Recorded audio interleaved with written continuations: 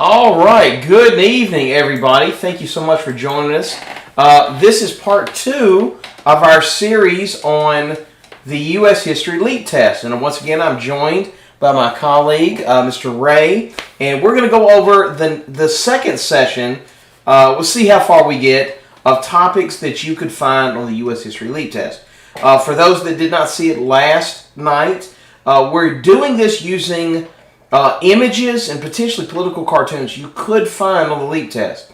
As I go through, I'm going to mention the ones that I think you're more likely to see on the LEAP test as opposed to the ones that I think you're less likely to see on the LEAP test. We're going to give a little background image to, or background to each image, and I'm going to kind of kick it off, and then Mr. Ray is going to supplement anything he could think of that pops in his mind to go with these images. Well, now, when we last left off, we had been on World War II, right? I'm sorry, not World War II, World War I.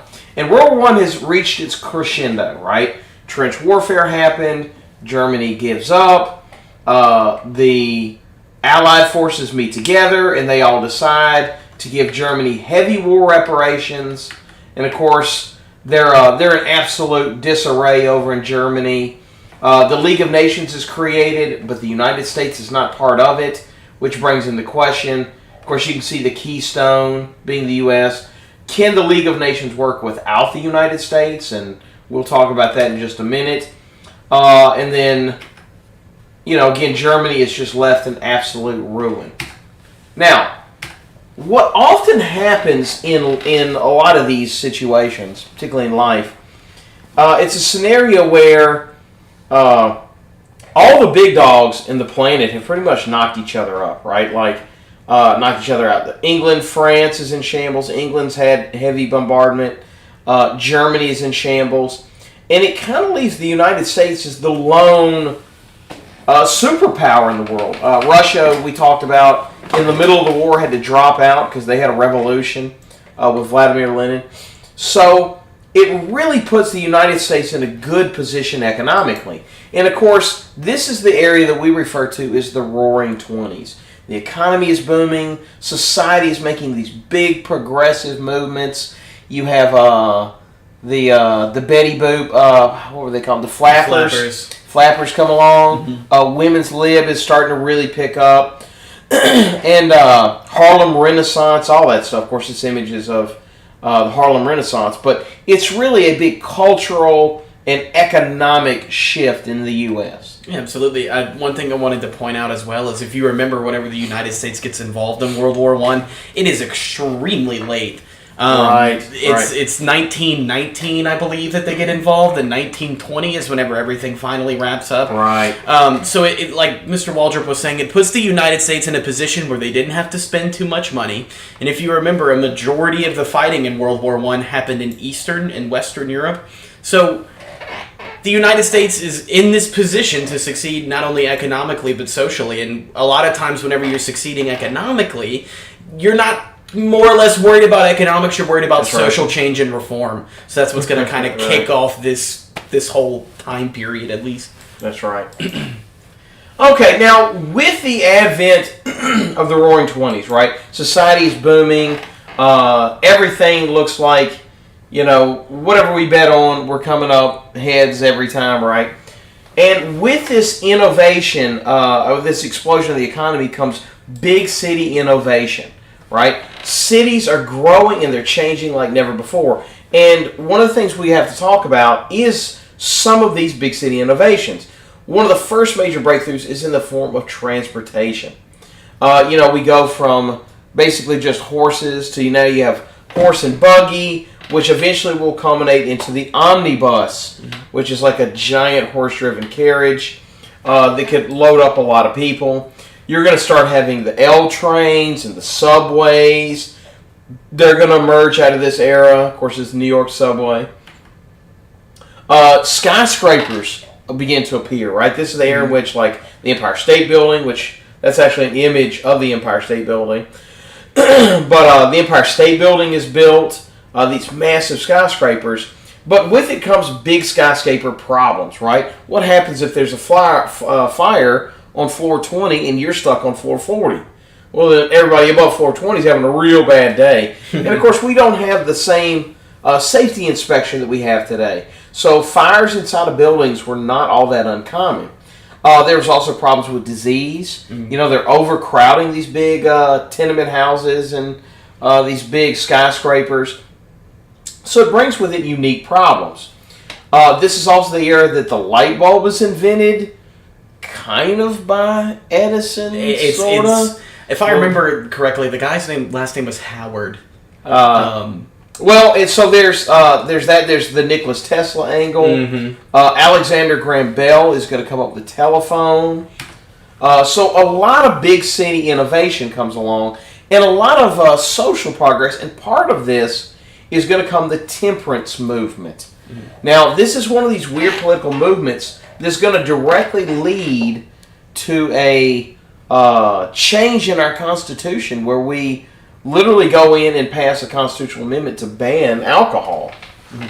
A lot of this movement was started off the back of the women's Christians temperance movement. I know in my AP classes I showed a cartoon. I'm not sure if I showed it in my regular classes, but I know in my AP classes I showed a cartoon, and it was about the women's Christians temperance movement, and it's a man's life cycle on alcohol. You know, and he starts off and he's in a nice suit and a top hat, he's dressed well, and then he starts drinking and everything kind of goes downhill, and then eventually he abandons his whole family and all this other stuff, and that was the popular conception behind alcohol at the time, right? A lot of people were scared that if you started drinking, you'd lose your way, and you'd lose your way with God. And keep in mind, religion is still huge in this time period. So that's kind of the whole basis behind this. And it started with the wives of the men that were drinking the most. That's right. And, you know, to even add to that, the aspects of religion, it's in every society, part of society. Like, that's where we get the YMCA, right? The Young Men's Christian Association. So it's really branching out. This is also the era, as we begin to have laws to stop us from being able to have alcohol, it really gives rise to organized crime. Of course, you got your Al Capones and so on and so forth. But this is when the mob kind of comes in and starts taking over whole areas because they had a product to sell that was in high demand, such as alcohol. Of course, this is your thing that you're talking about, the women aspect of it. This is also the era in which women are going to start really fighting for the right to vote. So this is that era as well. One thing I did want to mention, so women do get the right to vote eventually. I think it's the 19th Amendment, if my brain serves me correctly. One thing that I do want to add is, even though women are getting the right to vote, African American women are not. That's right. Okay? It comes in the form of state legislation where it's kind of barring them from voting. Think of like poll taxes and literacy tests. Things of that nature. So it's always in this time period, it's a one step forward and two steps back kind of mentality. Yeah. Okay. Also, too, Nikola Tesla will come along and give us alternating current, which if you ever have, like, our houses are done with AC, so that you can turn on multiple things using the same circuit. And of course, we talked about it and mentioned it. Out of this comes the Harlem Renaissance. And this is this cultural explosion coming out of Harlem, but really Black America as a whole. I mean, the point where, you know, people on the other side of the planet know who Louis Armstrong is. Right. There's an old, it's not a saying, it's a story about Louis Armstrong. I think he went and played in Germany. During the war. It was a pretty interesting story that I read. And it was kind of like, you know, people would appreciate black art and culture, but they wouldn't appreciate black people. Right. Does that make sense? Right. Where they're kind of like, you know, it's still they're still one step forward, two steps back. Yeah. Of course, we talked about the flappers and kind of the women bucking the social norms that would come. Of course, it's Betty Boop. Kind of the quintessential flapper. Now, while everything is turn up smelling roses in America, Europe is going to start to suffer, right? They're going to give these heavy war reparations. Germany's not going to be able to pay them back. And there's going to be a depression that begins in Europe. They have their own run on the market. They have their own run on the banks. And it starts to really look bad. And this is when we have our first crack in the veneer, if you will, where people start to realize, at this point in history, everybody thinks everything is on the up and up. Everything's going to go good. Maybe not, right? And this is going to be the kind of first chink in the armor of what's going to eventually lead to the Great Depression. Right. One thing that, I really want to emphasize, and this is something I had to explain to my students a couple of times, the economy is globally connected. Right. Okay. If one person gets a cold, everybody sneezes. Everybody sneezes. Right. I think Germany was one of our biggest importers of automobiles at the time, which that's another thing you guys need to look out for is the invention of the automobile. Yeah. They were one of the assembly lines. That too. Good old Henry Ford. Bessemer process. The steel making. Yeah. Germany was one of our biggest importers of automobiles. And so when this depression happens in Germany, they can't import any more automobiles. They can't import anything from anybody. Okay? Whenever you stop importing things, you stop paying people for those imports. Right. And if your GDP relies heavily on those imports, you're kind of dead in the water, as the saying goes. So the depression in Europe affects the United States tenfold. Okay, so the next thing we got to talk about, and this is kind of the causes of the Great Depression. Now, when we get into causes of the Great Depression, I don't want to make it sound like it's just one thing, and it's one thing happening in a vacuum, right? It's a culmination of things, right? It's one of those that the first crumbling of the dam begins to happen, and the next thing you know, the dam breaks, right? So anybody that says that there's a thing that happened that caused the Great Depression, it's not a thing, it's a series of things, right? Depression in Europe. The next one we're going to talk about is right here with the stock market, right? So in this era, you used to be able to go and you could take out a bank loan and you could buy stocks. That's called buying stocks on market. Of course, now you can't do that. But people were taking out all this debt to go buy stocks. Well, it meant that they had the liquidity, the cash flow to go buy all these stocks.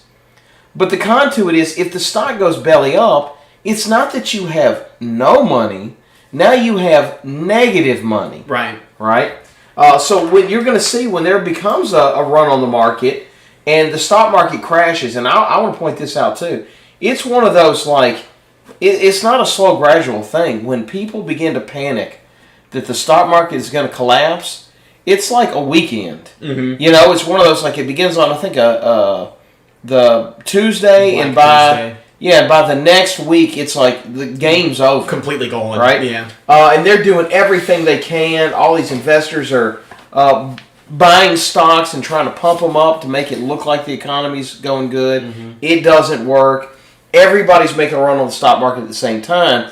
And the problem is, when the stock market goes belly up, you start seeing millionaires that they go to bed at night and they're worth millions, and they wake up in the morning and now they're worth negative millions. Yeah. And of course there's the old, we're not sure to what degree, but that whole story of the billionaires committing suicide. But you can imagine, and we often talk about things in terms of the billionaire class, right? That's just kind of how history does. But where this is really hurting people is the average guy. My mom's grandfather, we called him my pop, he lost everything. His savings, everything. And he lost his job. And it was one of those scenarios where it's like, now what? There's no Social Security, there's no Medicare, there's no Medicaid. He ended up having to live in somebody's basement. And he was the guy that if you're on an elevator, it used to be, now you push a button. It used to be there's a guy with a rope, and he pulls and lifts up the elevator. That's all the work he could get. So it really hurt the poor and working class.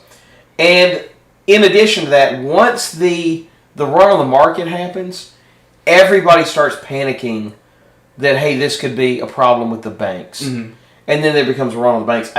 I'm sorry, let me go back for a couple of these. As far as images that could be on the test, I don't think any of these innovation ones, maybe this one, I don't think any of those could be on there. You might see an image of Edison with a light bulb, or an image of Alexander Graham Bell with the telephone, but it may not be those. It's very likely you see some image showing prohibition or the temperance movement, some image for women voting.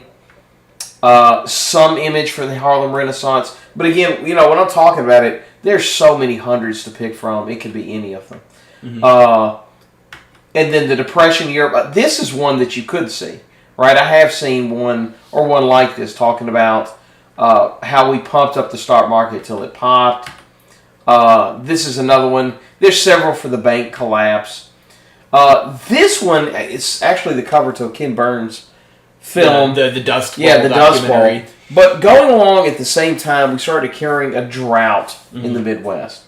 And you're going to see giant dust clouds just begin to cover. It's like a third of the farms are now unusable. They're not practicing crop rotation. It's one of those, as things get worse, their only solution was to just continue overplowing their fields. And we get dust storms coming out of the Midwest that end up drenching New York in dust. Right. One thing I wanted to point out about the Dust Bowl is yesterday in our last episode, we were kind of talking about how farmers have kind of been the backbone of our country for a while. Right. That's right. And it just makes the Depression even worse. Right, especially the fear of, I don't get food. How are we supposed to eat? Yeah. Right? Not only are they not making money off of anything, they're not producing something that's vital for the survival of our country. That's right. And it's going to take a miracle to kind of get us out of this thing, especially with farmers in such a bad spot. Yeah. But yeah, there's no shortage of images of the Dust Bowl. Any of these are on the menu that could be seen. Now, at the time, Herbert Hoover is our president. And he is a guy who truly believes steadfastly that the market will correct itself. And it is worth noting, it's not exactly science fiction, right? The market has always had these ebbs and flows, these peaks and valleys. If you think about it in terms of a healthy market has these small upheavals, these booms and busts, if you will. What you don't want, an unhealthy market, is not, it's not to say that it has no dips, right? But what you don't want is that herkity-jerkity, way high, way low. We saw that in the recession of '08, right? Right before the market's like, one day you wake up, your stock's triple, the next day it's zero. This giant chasm, right? So Herbert Hoover believes that he can just leave the market alone and it'll fix itself. Well, spoiler alert, it does not fix itself. And so a lot of people begin to blame him particularly for his inaction. And this is an image, you'll see all these like shanties and cardboard just thrown together, patches of wood, these homelessness villages, and they refer to them as Hoovervilles, kind of taking a jab at President Hoover. This is one of the most interesting things to me in history is the Great Depression, right? Because there's a famous quote from FDR that he would say that during the Depression, a third of the country is ill-housed, ill-fed, and ill-clothed. Meaning they don't have proper clothing, they don't have enough food, they don't have proper housing. A third. Right? We start to panic if unemployment's over 5%. Imagine unemployment being 38%. Yeah. That's crazy to think about. It would probably mean the collapse of America. Yeah. My grandmother used to talk about and whenever it's so hard now to find somebody that lived through the Depression. My grandmother was a kid when she was in the Depression. And I'll never forget it was a common theme.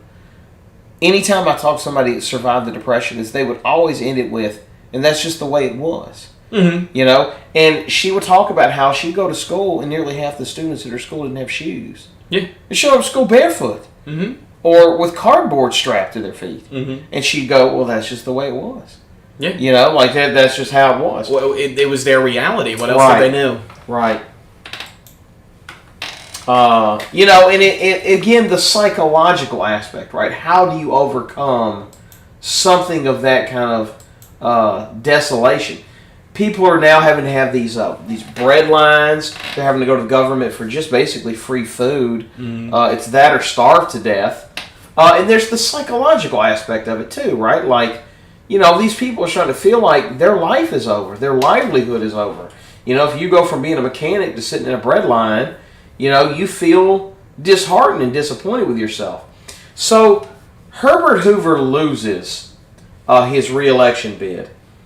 And I can't begin to describe what a bloodbath it was. Up until this point, Yeah. it's the greatest electoral college landslide in political history. The only one that's going to beat it out is his next election, right, where he actually gains on it. And enters this guy FDR, right, Franklin Delano Roosevelt. Now, FDR is going to immediately get to work. And, of course, he understood the assignment, right, which is Herbert Hoover was booted out because he did not take action. So he's going to err the other side. He didn't see a policy he didn't want to give a shot. You know, it's kind of that darts at a dartboard approach of, I'll just throw everything at the wall and see what sticks. And so his New Deal is the backbone of what we would consider our social safety nets today, where he sets up everything and anything he could think of to try to figure out a way to create relief for the American people. And let me tell you, it works as far as the people loving it. They feel like he is truly busting his butt to get things done. Now, in doing so, we're going to talk about the types of programs he has, and that is the relief, recovery, and reform aspect of it. Relief is to provide immediate assistance, right? So, you know, the way I kind of look at it is, this is my favorite one to talk about it is, a relief is immediate handout. A recovery is something more long-lasting. And then a reform is a, like, changing of the structure of government. My favorite one is to say that, you know, if you're thinking about it in terms of the old Confucius adage, which is actually give a man a bowl of rice, he'll eat for a day. Teach a man to grow rice, he'll eat for a lifetime. But we here in America, we've changed it to teach a man to fish, he'll eat for a day. I'm sorry. Give a man a fish, he'll eat for a day. Teach a man to fish, he'll eat for a lifetime. So when you're thinking about it in those terms, think of it this way. Relief is giving a man a fish, right? He's starving, you give him a fish. Recovery is teaching him how to fish. Reform is you fix the lake, right? So that's kind of the best way I can think of to kind of like mentally compartmentalize it. I don't want us to get hung up on necessarily that a program has to be one thing, though. A lot of these programs would slide into multiple categories, right? Like it would be a package of stuff that knocked out multiple things, right? There's one, the AA famously, it paid farmers. Just here's some money, don't farm, right? So that's a relief, but it's also getting farmers to get back on their feet to practice proper crop rotation and teach them modern farming techniques. So it's also recovery, right? So don't get bogged down that it has to be one thing or another. Also, too, I found it's often with students, they see the word job and they think, oh, it's got to be a recovery, right?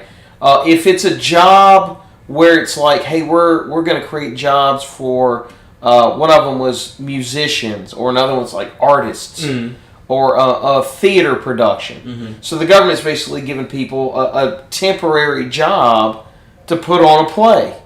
Well, that's a relief. It's not long lasting. They're not permanently back on their feet.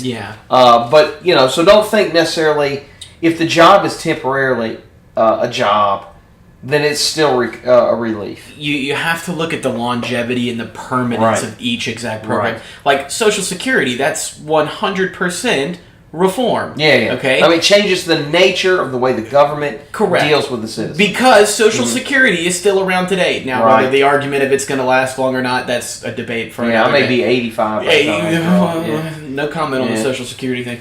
But you have to look at the longevity and the overall permanence of each program to really determine which category it fits in. And like Mr. Waldrop was saying, a lot of them can kind of fit in multiple categories. I remember, I think it was your activity that you showed me, the create your own New Deal program. And then show me how it fits into each category. And some of them were coming up with some of them that were both. It's creating jobs for a certain time period, but it's reforming a certain aspect. Like one that I saw that I really liked was fixing the potholes that plague Louisiana and will continue to plague Louisiana. I used to have my students, they would come up and they'd tell me what their programs for relief recovery reform. I go, okay, how could you change it so it fit in a different category? And one I know you would like is a kid said, his program was to basically give everybody free video games. I like that. And I was like, okay, well, how do you make it? plus. How do you make it to recover? And he said, okay, well, now we're teaching people how to make video games, how to code, yeah, and how to program. Like, that's a great pivot. That is awesome. Right? It's a great pivot. Okay, so as this happens, FDR is again sticking everything he can at the wall, and there becomes a series of judges. Oh, by the way, let me go back real fast.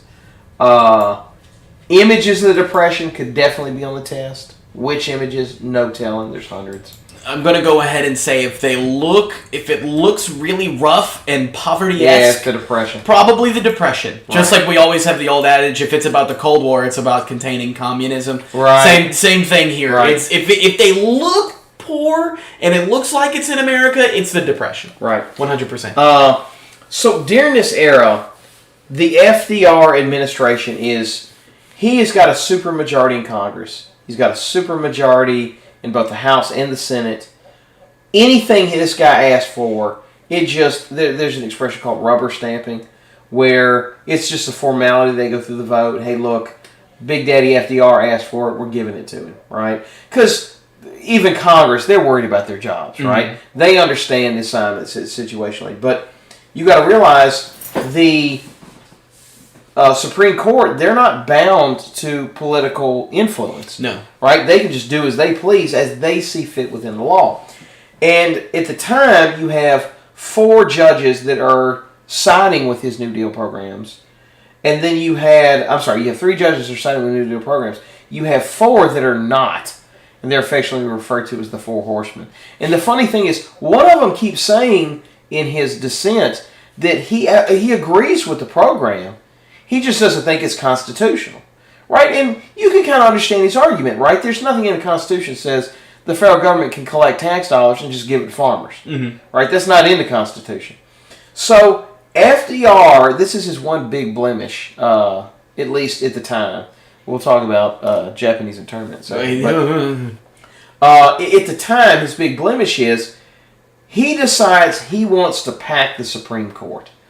There's been talks about that here recently as well, is adding judges to the Supreme Court.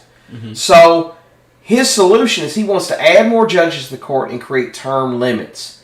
And by doing so, he removes his one and only obstacle to make him the complete and all-powerful king of America. Mm-hmm. And that's where you get this, and this could be on there, this FDR. Of course, he's dressed up like a king, and it says the Constitution has been canceled. Mm-hmm. So yeah, the whole court packing scheme. This isn't the first time this has happened. It's just the first time that it's really like looked at and thought, hey, maybe that's a little bit of an overstep of boundaries there. Court packing as it stands, as far as it being constitutional at the time, there's nobody saying no. Yeah, there's nothing that says that you can't, right? However, it is extremely frowned upon, and a lot of people look at it as a tyrant or a monarchist type move. Right. Meanwhile, back in Germany, we talked about this, the growing Jew myth, right? And so we talked about, if you go all the way back to World War I, how the German soldiers are coming home, and they think that they have pretty much fought this thing to a stalemate. For them to come home and find that they had unconditionally surrendered, the myth begins growing that the reason that they had lost is not that they had actually lost on the battlefield, but that the Jewish people had taken over their government and sold them out. Of course, you can see the image of the Jews stabbing them in the back, and this gives rise to the Nazi Party. Now, Adolf Hitler's never going to be elected to any office, but he's going to take control, and through it, he's going to kind of spread a message of hate against the Jews. And it's really going to take hold, right? I mean, you're going to see it all over the place. During this period of time, too, this is Russia. Russia's also militarizing. The U.S. is militarizing. Germany's militarizing. And once again, we're starting to see the build-up of the conditions that are going to be ripe for World War II. Now, it's funny, by the way, if you've ever seen Lion King, that's kind of a spoof on Adolf Hitler from some of his war propaganda videos. So that I always thought that was funny. So while Germany is building up and while Russia's building up, they make sort of an uneasy alliance, right? Germany does not have oil. They need Russia's oil. They want to load up these tanks with oil. And so they make this uneasy alliance with Russia, but you can see in it, they both have these guns behind their back, that's Stalin and Hitler. So they both know eventually, like, yeah, we're going to step on Poland today, but eventually we're gonna need to come to blows at some point. Right. During this period of time, Adolf Hitler is remilitarizing. That's against the conditions of their surrender. Mm-hmm. He is he's no longer paying back the war reparations. He's basically said all the conditions of surrender, forget it. I'm not doing that anymore. And because Europe is in the middle of a depression, nobody wants to go pick a fight with him again.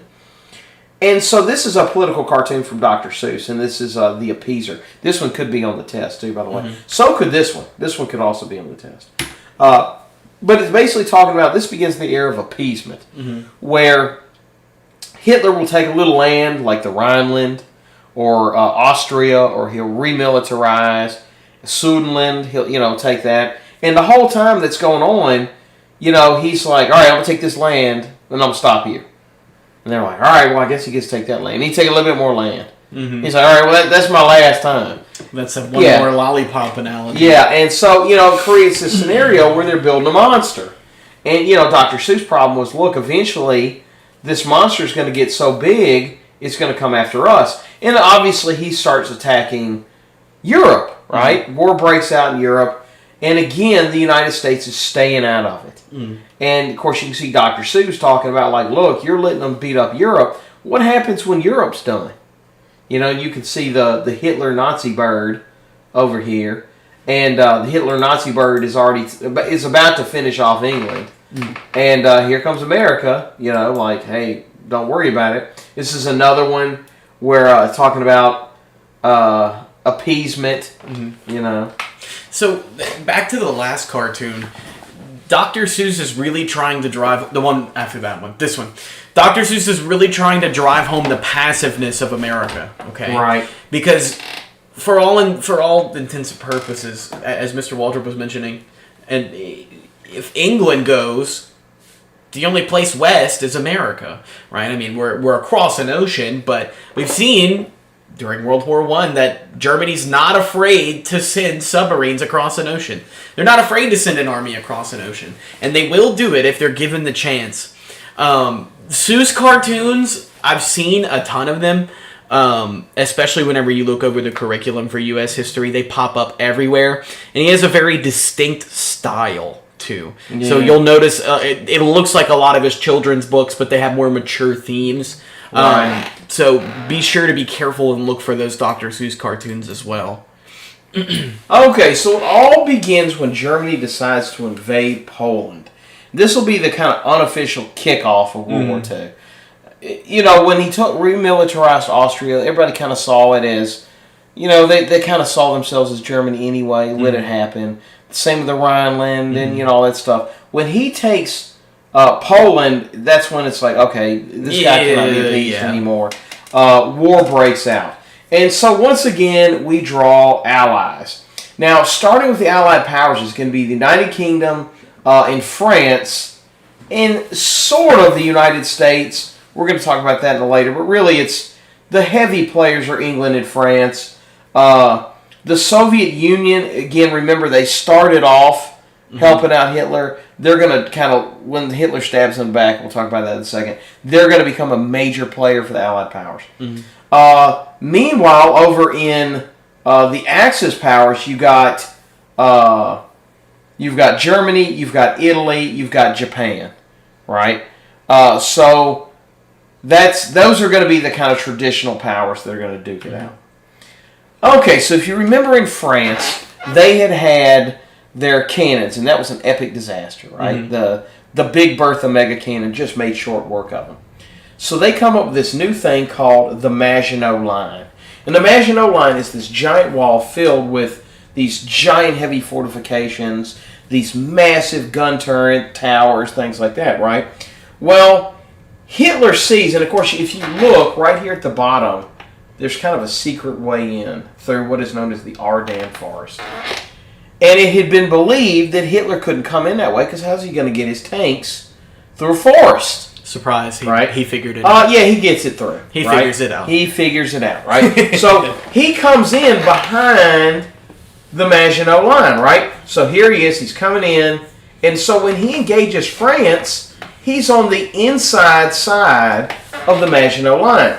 Well, the problem with that is the gun turrets aren't designed to be able to turn around, fire back at France. They had no swivel. For the second time in a row, France puts up virtually no resistance. Mm-hmm. It's every man for himself to just survive, right? Well, France didn't hold out as long as they had thought.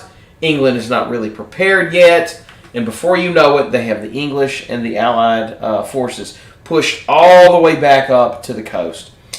I remember at one point in time saying, if there were three things that I thought they should turn into a movie that Hollywood would get rich doing, one of them was the Battle of Thermopylae, the 300 movie. This one was one that I thought they should turn into a movie. Of course, Christopher Nolan stole my idea. And that is Dunkirk, right? So, they're backed all the way up to the border, and it looks like hope is lost for the Allies, right? All the Allied forces are going to get crushed.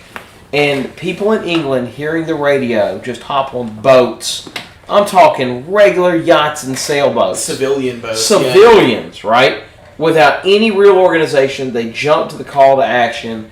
They ferry them across and really save the Allied forces from total annihilation. I think the estimated number that they had, because in the movie they talk about the estimated number that they thought they were going to get out of Dunkirk, and I think it was around 30,000 or 35,000. They ended up getting 330, I think, or 400,000. Yeah. So it was considered a true defeat, but eventually they ended up coming out on top. And Dunkirk, the evacuation, is the reason why the Battle of Britain wasn't an instant flop as well. Right. Because they were able to get troops back from France all the way back to Britain at such a large number and at such a rapid pace because of the civilian rescues as well. Now, you maybe ask yourself, what is the United States doing in all this? Well, they're war profiteering, right? They're saying that they're staying out of the war, but secretly they're selling weapons to the Allied forces. Now, this begins the FDR policy known as cash and carry, which is, we'll sell you weapons, but we want you to pay it in cash because we're not sure you're going to be around tomorrow. Mm-hmm. And you're going to have to assume all the responsibility of coming to get those weapons and bring them home. So that is cash and carry. This is a political cartoon you could see on the leap test. Bring your own boat. Yeah, bring your own boat. Bring your own boat. Bring your own cash. This is another political cartoon. You can see. I haven't seen this on there. I just find it kind of funny. Okay, so they begin setting up a naval blockade with Japan. Mm-hmm. Right? Japan is starting to grow. They're starting to really be aggressive in how they expand. Japan is a tiny little island, mm-hmm. right? So in order for them to remain a major player, they're going to have to expand. Mm-hmm. And the United States creates a naval blockade for them, and this really angers Japan, mm-hmm. right? Japan doesn't like that, and so they blow up our naval base at Pearl Harbor. If I remember correctly, they had some kind of deal, right? And they were working on a deal with Japan at the time. Right, and a negotiation. They were supposed to be signing the deal as Pearl Harbor is getting That's bombed. Right. That's right. Yeah, it was a sneak attack. Right. Mm-hmm. So, as you can imagine, FDR declares war, right? So, now the United States is in war, and we need soldiers. Mm-hmm. We need them quick, fast, and hurry. And any of these images you're about to see, it's really it's a toss-up. Yeah, it's a toss-up. You're going to see a massive propaganda campaign. Of course, this is the most famous Uncle Sam, we want you to join the military. A lot of very racist depictions of Asians and stuff like that. Or in this case, it's a German. It's just being these murderers and rapists and stuff like that. This is that little German hat, right? This is the Rosie the Riveter. We can do it. Women are going to have to take over the workforce while the men are mm-hmm. fighting.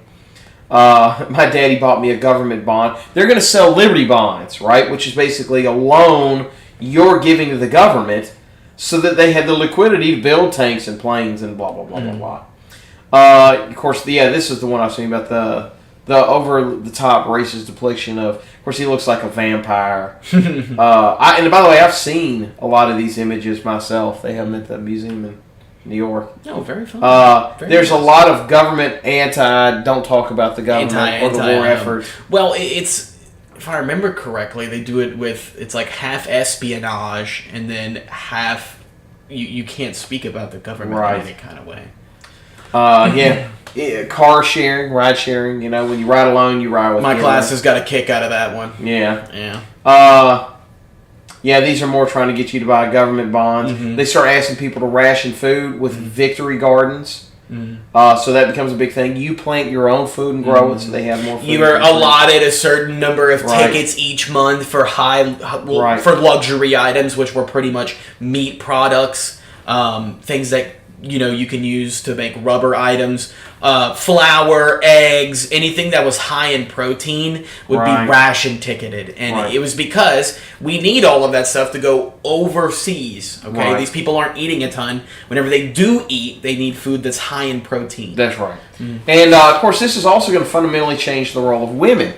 They're going to be called on. These are the WASPs. This one could be on there. These are women that were test pilots. We had the Waves, which helped with the Navy. We had the WAC, the Women's Army Corps. And, of course, they're kind of basically like field medics. You had Army Nurses Corps. Army Nurse Corps. In addition to that, you also had black people making a lot of progress. Of course, these are the famous Tuskegee Airmen. If you ever get a chance, you should go see the Tuskegee Airmen Field. They really do a good job with it. Tuskegee as a whole, you can go see Booker T. Washington, a lot of cool stuff there. Yeah. And of course, they're focused on what they refer to as the Double V campaign. They love putting this image on there. It's victory at home, victory abroad. Right. They got to fight Jim Crow at home, and they got to fight fascism and the Nazis abroad. Yeah. And they think it's interconnected, right? That if they go out and they serve alongside their white counterparts, and of course during this you're going to start seeing the military get desegregated, then it's going to allow them to show their valor and ingratiate them in American society. It's an attempt to show their value, right? What we can bring to the table so that you can bring something back to that table for us. Right. Now, meanwhile, back in Germany, again, the Jewish myth had grown to the point where eventually it's going to lead to the Jewish Holocaust. This image could be on there. They like this one as well. Sometimes you'll see Auschwitz is another one. But basically, in a nutshell, we didn't know this in the beginning, but they begin the wholesale slaughter of Jews. 11 million people die. And it's a really sad time in world history. The Holocaust is one that, I took your advice and I waited until the very end of the World War II unit to teach about the Holocaust because it's something we had no real idea or perception that was even going on. Right. And it's one of the most inhumane things in human history, especially in the sense that there's so many surviving accounts of people in the Holocaust. I mean, of course, the most famous being Anne Frank, which if you were in my class, you got to tour the cabin with the VR headsets. That was pretty cool. But it truly was, we found out at the last minute, as we were liberating France and as we were pushing through to Germany, we were finding everything along the way, kind of. Right. And now that's going to lead up to our battle at Midway. Now, up until this point, the United States had pretty much been getting their butts kicked. They were trying to rebuild the Navy. And this Battle of Midway is going to be the decisive battle that's going to really dictate the course of the war, at least in the Pacific. Right? So what happens is at the Battle of Midway, we're outnumbered almost 2-1. And we end up ambushing their ambush. It's probably not going to be in the leap test, but it's interesting to note that we're deciphering their messages. We're intercepting them. They can't decipher and intercept our messages because it's in Navajo. We relied on Native Americans, and they have no way to break their code. It's not based on any language they know. If you remember, I know one of my classes watched the movie Midway. I had like a point halfway through the World War II unit. I think it was right after we had taken our test on it. We were about to go for a break. I think it was Mardi Gras. We watched the movie Midway, and they had the guy Joseph Roachfoot who would decode messages in a smoking jacket and slippers. And it shows that the only way they were able to get a leg up on the Japanese at this battle was by deciphering a message. And the message is, they sent out a fake message to the Japanese people, basically saying AF is out of water, or Midway's running out of water. And Joseph Roachfoot had thought that AF was code for a message saying, oh, well, Midway's running out of water. And we need someone to come up and fix this pipe, or else we're going to be in real danger. And so the Japanese sent back a message saying AF is out of water. And at that point they knew, okay, their battle spot or their destination is Midway. So they were able to get a leg up on them very quickly. And that's kind of the whole reason why everything turned on its head. Right. Well, we have a massive victory, and it turns the course of the war in the Pacific. Yeah, absolutely. This is like a moment where it's like, hey, this is a clear push towards in the right direction for the Pacific. That's right. Now, with that happening, the United States now controls the Pacific, right? We just absolutely wrecked their fleet. And now they're at our mercy, right? Because we can get our aircraft carriers right up next to the main islands, and we can fire at will, right? And really bomb the crap out of them. Now, we're going to talk about two major battles. And if you think about it in terms of like a poker game, right? If you're playing poker and you're doing your little chips, right? When it's time to push in for the big hand, there's a expression called "I'm all in," right? So you take all your chips, you shove them in the middle of the pile, and then you see which cards are and see who wins, right? If your hand wins, you're in great shape. If your hand loses, you've lost everything, right? So you go all in, right? This is the battle for the Pacific where both sides go all in, right? The Japanese know if they don't hold out at Okinawa, it's over, right? Like, they'll never be able to muster military for defense again, right? So it's going to end at with an Allied victory. It is a brutal battle. This is Iwo Jima. A brutal battle at Iwo Jima is going to kind of culminate this island hopping campaign. And this is one they could very well show. This is the hoisting of the flag on top of Mount Suribachi at Iwo Jima. This is one of the most famous images in American history, too, by the way. Right. I think this is the image that they use for Wounded Warrior Project. Right. It's a very powerful image, and the reason is because Iwo Jima was one of the most tough battles simply because of the terrain that they were on. Oh, yeah, they hide in a volcano. They are hiding in a volcano. They have guys, it's real funny, they have these guys that they're strapped with the rope, and they're shooting out of the caves in the volcano. And when somebody shoots them, the guy behind them would yank him back and run up and take his spot. So that way the Allied forces didn't think they were killing anybody. When they run out of bullets, they begin charging with katanas. Yeah. It is brutal, because this is seen as their kind of Custard's last stand. Thank you for mentioning that, because that's something that I also wanted to bring up, was the Japanese, their resistance to saying no and stopping and surrendering, right? So there's like a little code that samurais go by called Bushido. Yeah, Bushido. And you have to remember that Japan is fresh out of the feudal Death age. before honor. Death before dishonor and all that stuff. Japan is fresh out of the feudal age. I mean, they were fighting with swords less than 100 years ago. So yeah, Japan, they have the best katanas on the planet when everybody's using guns. Yes. I think it was it Perry or Mahan that went over there and said, "You're going to trade with us, or else we'll make you trade with us." Right. So Japan still got this idea of, we'll die before we surrender. Fight to the last man. Fight to the last man, and that's what's ultimately going to push us to use the atomic bomb. Along with the idea that if we did a mainland invasion of Japan, there would just be world record casualties. Right. So it ends in an Allied victory, and now we've got them on the run.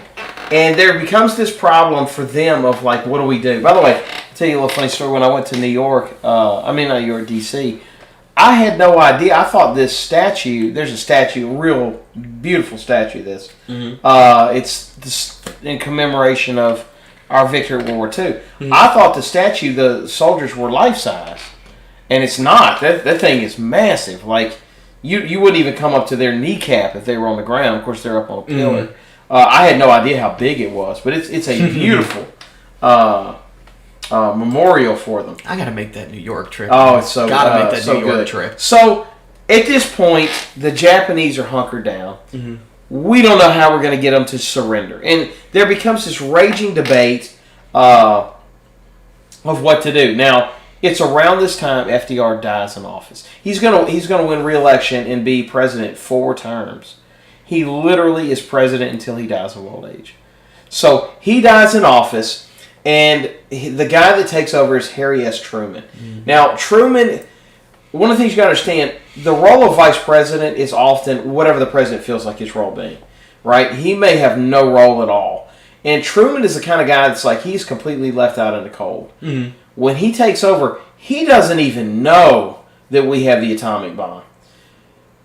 They're making a really cool movie called Oppenheimer. Oh, yeah. Isn't that a Nolan movie, too? Yeah, it's a Nolan flick. Yeah. I gotta go check that out. I Am Death. That whole thing. Mm-hmm. But anyway, so we invent the atomic bomb. And so we now are faced with a conundrum. We're trying to figure out something to really break the spirits of Japan, right? Because we've already seen they seemingly unwilling to surrender. On the other side, as far as being a combatant, Japan's done. Mm-hmm. They're a non-factor. So there's a good debate to be made over whether or not we should, but we do decide to drop the atomic bomb. There's a lot of elements of like, is this based on racism, so on and so forth. Either way, we drop the atomic bomb. 180,000 people lose their lives almost instantly. So it is a massive shot across the bow for Japan. Mm-hmm. Now, it should be of note, they call our bluff and say, hey, we don't think you have another bomb. And they go back to Truman and they're like, hey, do you got another bomb? And the scientists are like, no, not really. And they're like, so you got no other bomb? They're like, well, we got the prototype. And so we're like, load it up. Let's see if that bomb drops, right? So they load up Fat Boy, that's the name of the bomb, and they drop it, this time on Nagasaki. Now 80,000 more people die. And of course, Japan's like, all right, that's enough. We've seen enough, we give up. And they finally surrender. Meanwhile, back home, and we're going to go backwards a little bit, there becomes mass hysteria against Asian Americans. Mm-hmm. Asian Americans, doesn't matter where they're from, the Philippines, Malaysia, Indonesia, it doesn't matter. Mm-hmm. They're locking them up in internment camps. Mm-hmm. Right? It's not a death camp like the Nazis are, but still, it's a massive violation of human rights. Essentially, if I remember correctly, it's a forced labor camp. That's right. That's pretty much what it is. That's right. And I think if I remember correctly too, they were working there to provide stuff for soldiers overseas. They would make uniforms and stuff like that. One thing that's big to note on this is there's a landmark court case that's involved with this. Kobayashi. Korematsu. Korematsu. Yeah, sorry. Korematsu. All good. Korematsu versus the United States, where Fred Korematsu resisted going to an internment camp. The way that it worked is you would get a summons, and you would have to be there at a certain time. They would pick you up and bring you to the camp. Well, Korematsu decides not to go. He takes it all the way to the Supreme Court, and the Supreme Court decides in favor of the United States and says, in a time of war, it's not unconstitutional to do a thing like this. Right. And obviously later in the 80s and 90s, they go back and they retcon the decision and decide to give Korematsu a little bit of pat on the back, but it's a little bit too late at this point. Right. Okay, so meanwhile back in Europe, the Allied forces, now with the United States in tow, decide they're going to make a push and try to really take the battle to Germany. Mm-hmm. They're going to land at a beach called Normandy, right? And this is going to be affectionately referred to as D-Day. Now, it's a culmination of 2 missions, Operation Neptune and Operation Overlord. Mm. And the 2 of them culminate in just a really hellish scene where soldiers are running up this beach, then they got to go up this cliff, and the whole time up here, there's gun turrets firing down on them. Massive casualties, but they do take it. Now, meanwhile, we talked about at the Battle of Okinawa, both sides going all in. This is going to be the battle where, for Germany and Russia, they go all in. Mm-hmm. So, Germany does end up stabbing Russia in the back, and they decide to turn on. They think that hey, England's hunkered down, we'll leave them be. Now we're going to focus our attentions on Russia. So they begin invading Russia, and they're going to try to take a city called Stalingrad. Of course, that's named after Stalin, right? Mm-hmm. And Stalin, of course, it's not a democracy. He kind of tells them, you fight to the last man. And this is the bloodiest battle in all of human history. Mm-hmm. They get to the point where they are fist fighting to the death in the streets. And Russia just outlasts them. But it is massive casualties. It's a pivotal battle, at least in Russian history, because this is a city whose namesake is your leader, okay? If Germany would have taken Stalingrad, that would have been such a blow to the Russians, because you've invested all your time and you put all of your faith and goodwill in your leader, and the city that's named after him gets taken relatively easily. Right. And Hitler makes the same mistake that tons of other generals have before him, and he underestimates the Russian winter. You can see there the winter temperatures get below 30 degrees Celsius and below. Yeah, they thought they were going to get in and out so fast they didn't bring heavy winter coats. No. So that's a good point too. It's almost a strategic necessity that at this point Germany just can't turn back. But it ends up being a battle that kind of breaks the back of Germany, and it ends with Germany surrendering. And of course, there's a famous celebration in the streets as the Allied forces have now won World War II. Now we have a new meeting of the world leaders. This time, last time we had Woodrow Wilson. He really kind of took control. Now we've got Truman. I'm not saying he was terrible, but he didn't have the domineering presence that Woodrow Wilson would have had. So their solution is to slice up Germany into 4 blocks. And the Soviet Union is going to be the one that gets the East Bloc. And that's going to be decided to be communist, and the rest of them are going to be able to choose for themselves, and of course they're going to choose democracy. And we end up with East and West Berlin, with the Berlin Wall, East and West Germany. One thing that's important to note here is this is essentially the kickoff of the Cold War. Okay. Hi Wrigley, it's nice to see you. Hi Hayden, hi Jaden. This is essentially the kickoff of the Cold War, right? The tension between Russia and the United States, basically starting from the United States not helping Russia out on the Eastern Front, fighting Germany, culminates here, okay? Russia but more people in Russia died during World War II than in any other country, right? So Stalin and the Soviets feel that they should be entitled to more of Germany after Germany dissipates, okay? Right. And the United States is looking at that, watching and going, why would we give you all of that? You're just going to turn back into Hitler again, and we're going to have the same issue on our hands where you're just picking up piece by piece by piece of land, and we're going to have to sit here and maybe we'll stop you or maybe we'll let you go again. And the United States doesn't want to repeat that same mistake. So this is essentially, for all intents and purposes, the kickoff of the Cold War.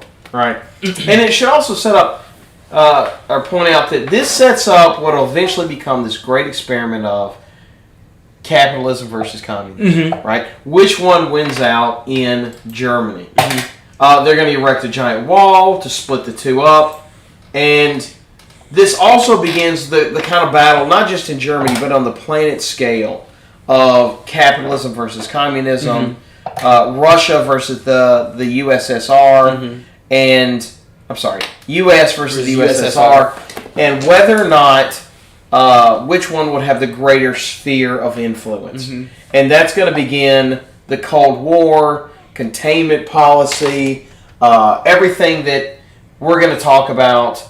You want to go and wrap it up? Yeah, I feel like this is a good place to stop. World War II is such a long talk, man. Yeah, it really is. It took me about a month and a half to teach World War II, so I kind of figured most of our episode today was going to have to take place over World War II. So that's going to be it for today's lecture. We're going to go into the Cold War and the modern era. Cold War is going to be the largest part of the LEAP test, so definitely make sure you show up for that. And then we're going to leave some time, if anybody's interested, to ask questions. If anybody in the live chat has any questions, By the way, feel free to ask them. We would love to answer any questions you have. Or anything you can think of that you want to jump in with. That's great too. Mm-hmm. But that is going to wrap it up for today. I want to thank Mr. Ray for coming over here and helping me out with filling in some gaps. No, thank you. I want to thank y'all for joining in and participating and listening in. It was awesome. Thanks, guys. Thank you for your participation and your education. Absolutely. We love student participation around these parts. So, like Mr. Waldrop was saying, feel free to comment, ask any questions that you'd like. Even if you subscribe, hit that bell. Yeah, I'll tell you, hit that bell. There you go. Even if you know, I have you in class tomorrow, which I think it's an even day, so it's an odd day tomorrow, so only have 5th hour. If I have you in class tomorrow, or even if I don't, and you have a question and you don't feel comfortable commenting on the YouTube channel or whatever it may be, and you want your question answered, please come talk to me or come talk to Mr. Waldrop. We would love to talk your ear off about some history, that's for sure. Alrighty. And by the way, thank you for Brandon for showing up. Thanks, buddy. It's nice to see you. And that's going to do it for us today. Again, we're going to do a live stream tomorrow, and I look forward to having everybody come back and join us for the live stream. Bye, guys. Bye. Have a good one.